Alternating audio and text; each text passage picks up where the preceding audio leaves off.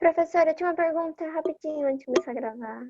Pode falar. Calma aí, deixa eu dar o pause. Bom, pessoal, vamos lá. A aula de hoje é referente ao capítulo H23 e H24 do livro de vocês. Então, se eu não me engano, pego o último capítulo do terceiro livro e o primeiro capítulo da quarta apostila, ok?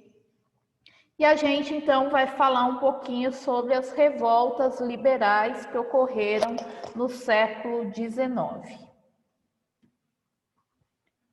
Bom, gente, falando um pouquinho sobre a questão dessas revoltas, é importante a gente relembrar as correntes políticas que estavam circulando aí no século XIX.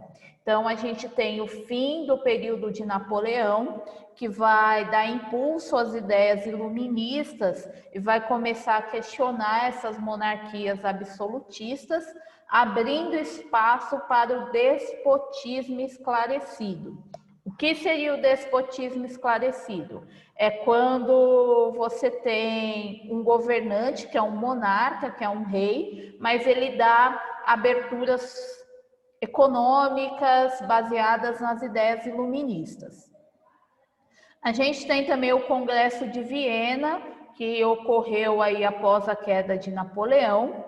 Eles criaram leis que visavam impedir o desenvolvimento de ideias republicanas, restaurar os limites geográficos do período anterior à Revolução Francesa. Então, a gente tem um embate na sociedade. Ao mesmo tempo que as ideias iluministas estavam se popularizando e se proliferando, a gente tem um grupo que estava tentando retornar ao que seriam as monarquias absolutistas antes da Revolução, tá?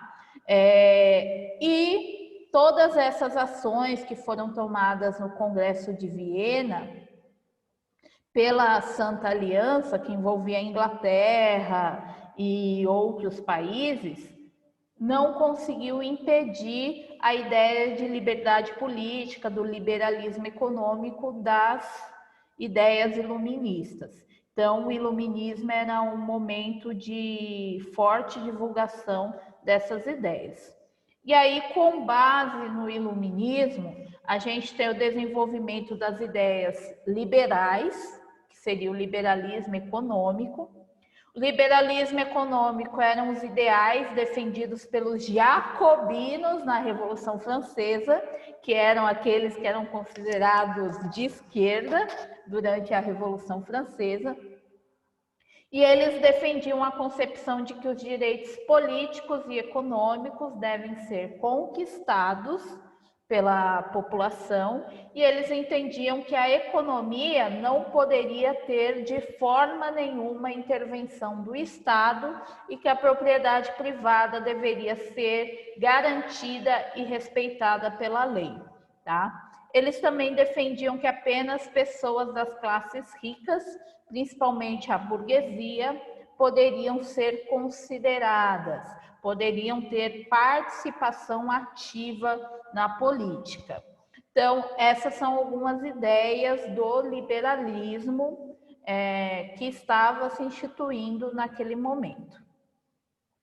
Porém, nós temos também o surgimento de ideias como o socialismo, tanto o socialismo utópico quanto o socialismo científico, que vão defender as ideias de que todos os cidadãos eram iguais, independente da religião, da situação social ou da etnia. E na parte econômica, eles defendiam que deveria haver melhores condições de trabalho, salários mais justos aos operários.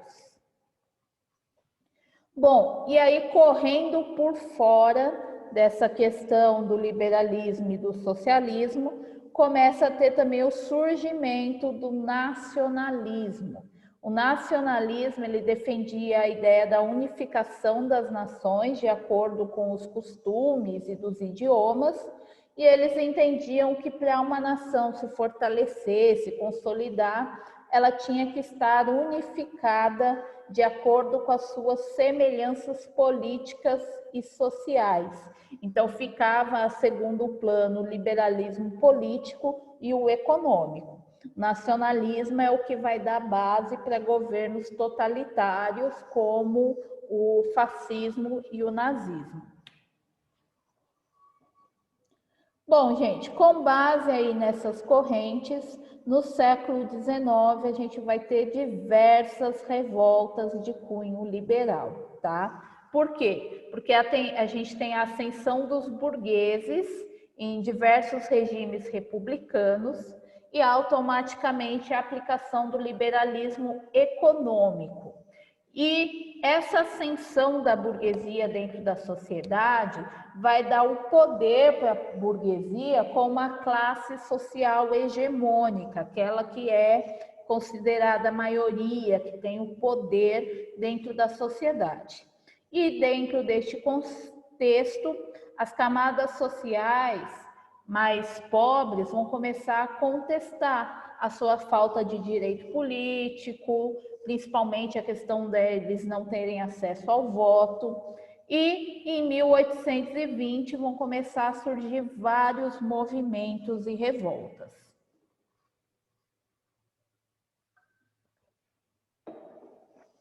Bom, dentro deste contexto a gente vai ter a Primavera dos Povos, que é a revolta mais famosa, e ela vai ocorrer em 1848.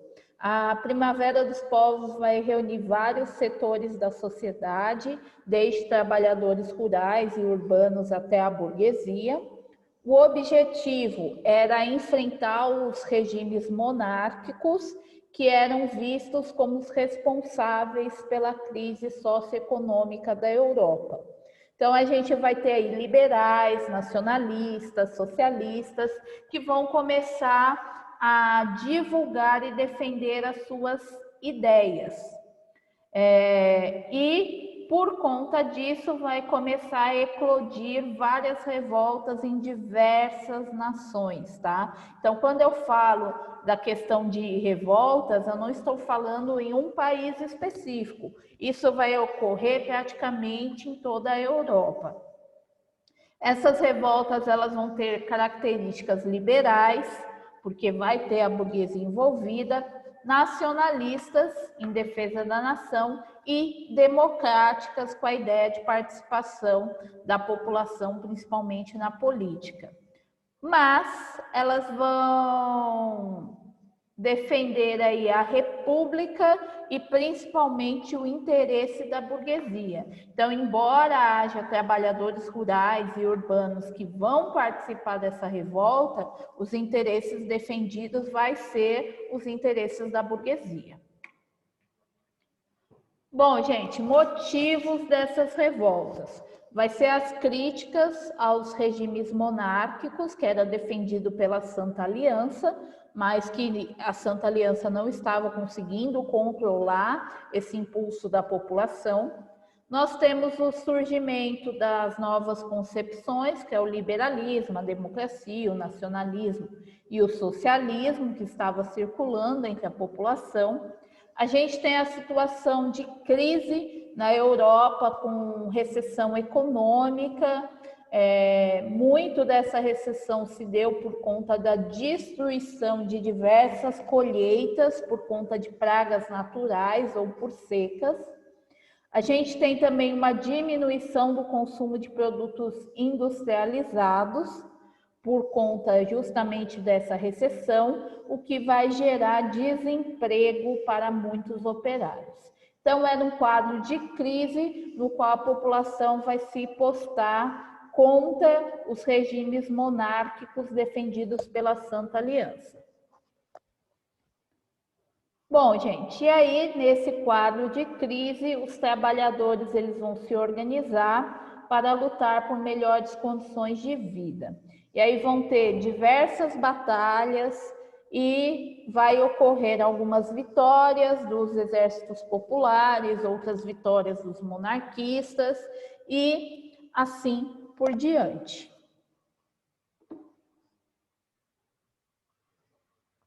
Basicamente, qual que vai ser o resultado dessas revoltas? A gente vai ter algumas mudanças em alguns territórios, tá? Em outros não vai ter efeito nenhum. Então, na Alemanha, na Itália, na Polônia, os levantes não vão surtir resultado, não vão surtir efeito. A Bélgica, ela vai se libertar dos Países Baixos e vai se tornar independente. A Grécia vai conseguir sua independência do Império Turco-Otomano. E na França, a gente vai ter a queda do rei Carlos X e vai ser colocado no lugar do rei Carlos X o rei Luís Felipe, que defendia reformas sociais e políticas mais igualitárias. Ou seja, o Luís Felipe era um déspota esclarecido. Bom, o que vai acontecer, gente? Em meio a essas revoltas, vai ser desenvolvido o manifesto do Partido Comunista, que vai ser escrito por Karl Marx e Friedrich Engels. E aí o que vai acontecer? Os protestos vão começar a ter cada vez mais caráter popular. E a burguesia, que era o grupo que havia planejado as revoltas, vai ficar um pouco de lado. Então, o que acontece? A burguesia planeja as revoltas, mas a participação em massa efetiva são dos trabalhadores. E aí os trabalhadores eles vão usar táticas de barricadas, para tentar ocupar os espaços das cidades e conquistar territórios contra as ações do governo. E aí o que vai acontecer? Quando surge o manifesto do Partido Comunista, vão começar a haver várias críticas aos movimentos burgueses e liberais. Então, os trabalhadores que antes estavam apoiando as revoltas liberais vão começar a questionar. Isso porque Marx defendia o fim do governo dos burgueses e o surgimento, então, de um governo proletariado. E aí o que vai acontecer? As revoltas vão começar a ganhar cada vez mais o caráter popular e a burguesia, então, vai começar a entender que aquilo era muito perigoso, porque a burguesia poderia acabar perdendo o controle da sociedade.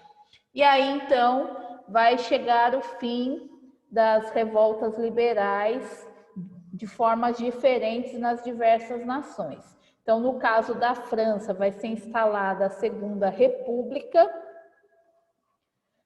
Na Itália e na Alemanha, elas vão acabar servindo de bases para a unificação dos territórios.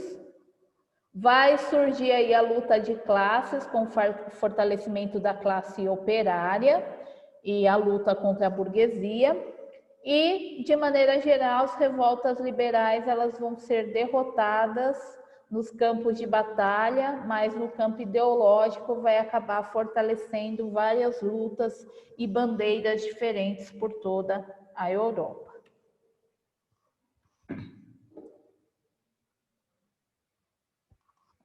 Consequências dessas revoltas, gente.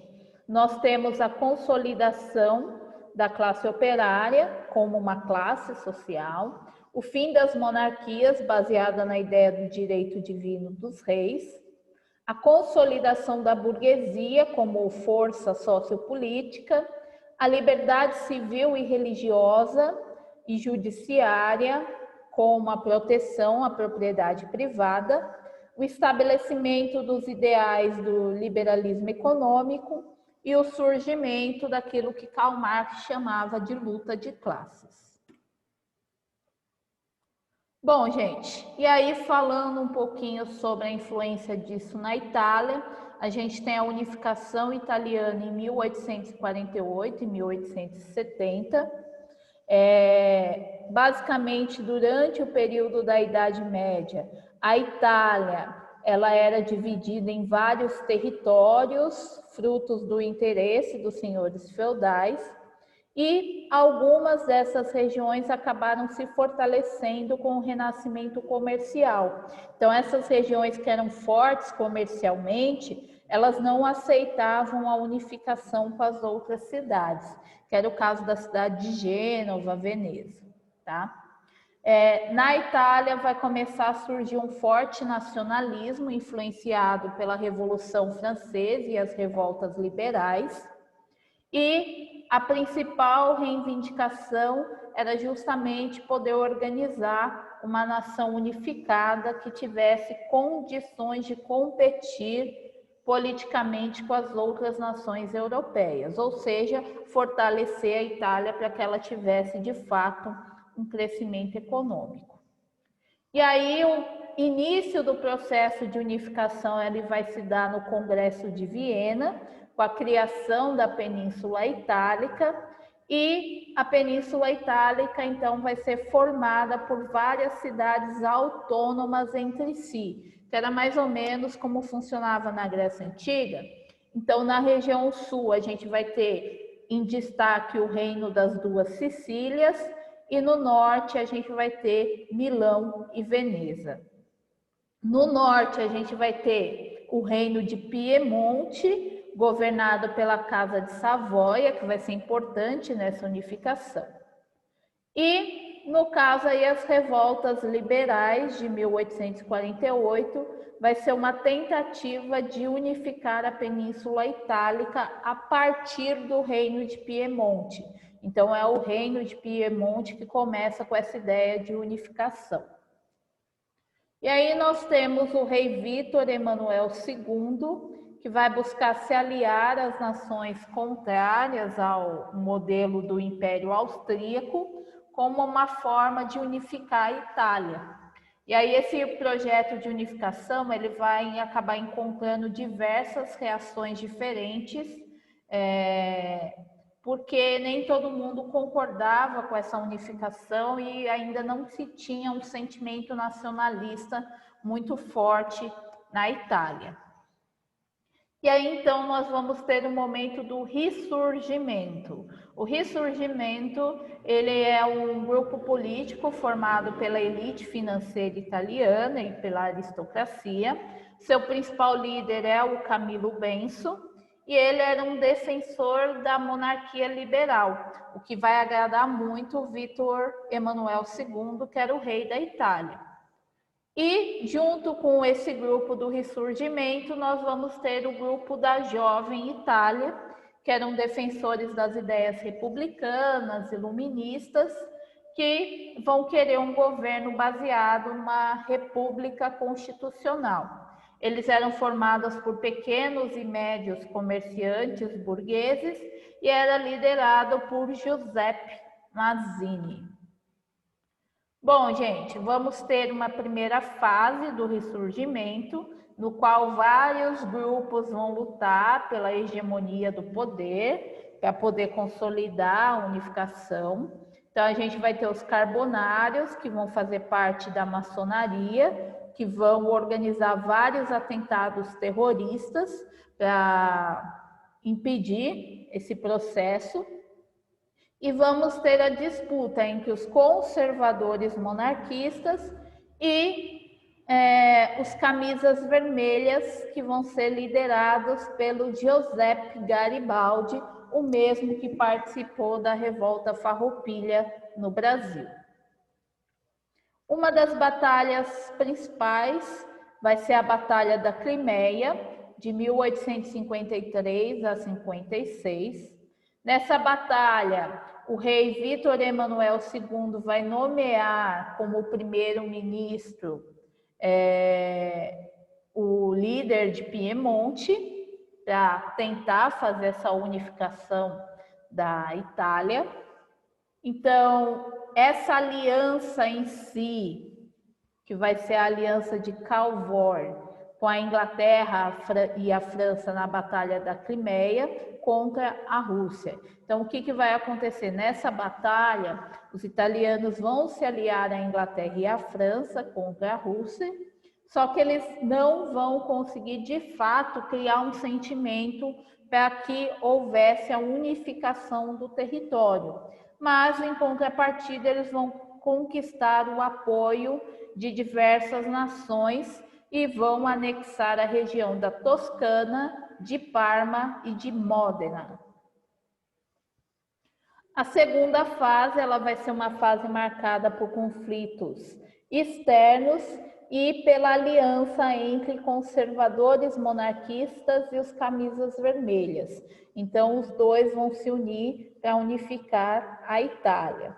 E aí, nisso, eles vão conseguir conquistar o reino das duas Sicílias e em 1870 eles vão conquistar Roma.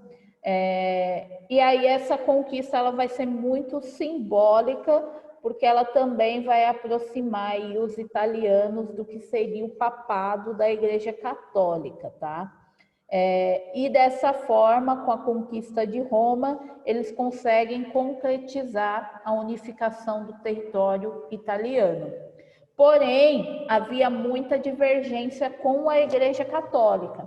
Essas divergências elas só vão ser superadas no século XX com o Tratado de Latrão, no qual a Igreja Católica ela vai fazer um tratado com Mussolini e o Mussolini então vai ceder o território de domínio para a Igreja Católica, que vai ser o Estado do Vaticano. Então, o Vaticano seria um país dominado pela Igreja Católica dentro de um outro país, que é a Itália. No caso da Alemanha, gente, a Alemanha ela também tinha diversos reinos organizados de maneira descentralizada durante o período aí da Idade Média, e eles compunham o chamado Sacro Império Romano Germânico, tá? Mas eles já estavam desestruturados. Eram mais de 300 cidades que tinham características, costumes e línguas diferentes. Ao contrário da Itália, que eles tinham características parecidas que possibilitavam a unificação, na Alemanha a gente vai ter esse probleminha aí dos costumes diferentes. Durante o Congresso de Viena vai ser criada a Confederação Germânica do Norte, que vai reunir aí 38 cidades. E aí a gente tem o Zollverein. O que seria isso? Começou um pouco antes das revoltas liberais e basicamente consistia na formação de um bloco econômico com todos os estados da Confederação Germânica, incluindo o Império Austríaco. Então, basicamente, era um acordo econômico de livre mercado entre as cidades germânicas. Se, por um lado, não unificava esses territórios politicamente, por outro, essa ação conseguiu estruturar a economia e fortalecer a economia da Alemanha. Então, basicamente, é uma política alfandegária. Bom, dentro desse processo de unificação da Alemanha, vai se destacar o Otto von Bismarck. Ele era um aristocrata ligado à nobreza, e os Junkers, que tinha uma relação muito próxima com a Prússia. E o Otto von Bismarck ele vai liderar todo o processo de unificação. Então, em 1862, ele vai ser nomeado chanceler do rei Guilherme I da Prússia. Ele vai montar uma aliança com a burguesia e vai tentar excluir a Áustria da Confederação Germânica. E aí, depois de se juntar parcialmente com a Áustria para derrotar a Dinamarca, Bismarck ele vai se aliar à Itália para derrotar os austríacos. Então, o Bismarck ele era extremamente estrategista. Então, o que ele via? Ele via o interesse necessário para aquele momento. Então, ele sabia que ele queria afastar a Áustria da Confederação Germânica, mas antes disso, ele precisava derrotar a Dinamarca. Então, o que ele faz? Se alia à Áustria, derrota a Dinamarca, depois faz uma aliança com a Itália para derrotar os austríacos. Bom, e a batalha que vai ser decisiva para a unificação da Alemanha é justamente a Guerra Franco-Prussiana, tá? Por quê? Porque é essa guerra que vai trazer o sentimento nacionalista para a Alemanha. Então, os estados germânicos do sul, eles vão romper com a França e vão se aliar aos estados do norte.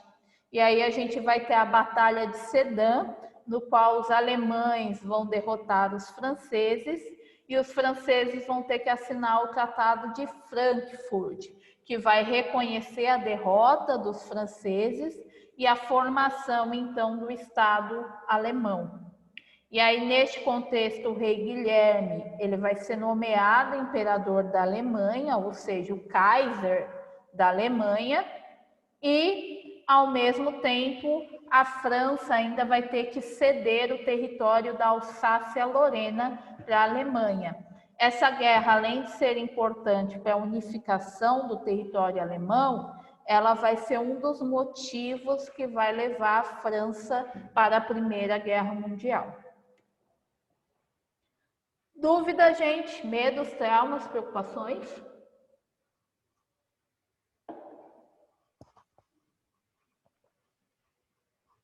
Tô tranquilo, Aniele. Bom, pessoal, basicamente, essa aula em si tem muitos detalhes, mas o que é importante vocês saberem, tanto a unificação da Itália quanto a unificação da Alemanha acabaram fortalecendo política e economicamente cada um dos territórios, e esses territórios começaram a fazer sombra para a Inglaterra e a França, que eram as maiores potências da época. E isso vai criar uma rivalidade muito grande entre os países, que vai acabar explodindo na Primeira Guerra Mundial.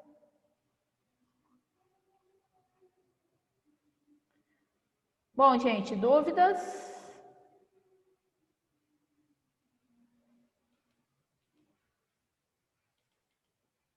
Tranquilo? Muito bem. Então, pessoal, não deixem de fazer as atividades na plataforma, principalmente aí aquelas pessoas que estão com nota baixa em história e precisa recuperar a nota. Então, não deixem de postar as atividades de vocês. Se cuidem e até semana que vem.